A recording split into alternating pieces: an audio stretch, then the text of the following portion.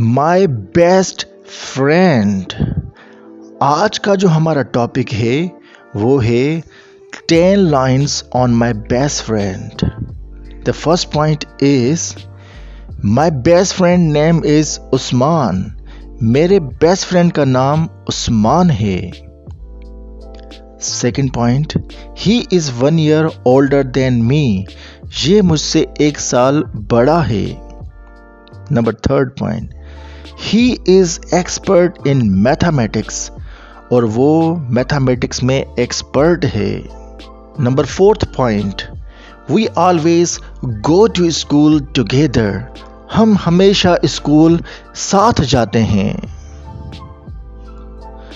Number fifth point, we play different games in break time. हम break time में different किस्म की games खेलते हैं। Number 6 point, he always tries to help me in study. वो हमेशा स्टडी में मेरी मदद करता है। Number 7th point, he always focus on study and never waste time. वो हमेशा फोकस करता है स्टडी पर और कभी अपना वक्त ज़ाया नहीं करता। Number 8th point, he is punctual and always does his homework properly in time। वो वक्त का पाबंद है और हमेशा अपना काम वक्त पर करता है।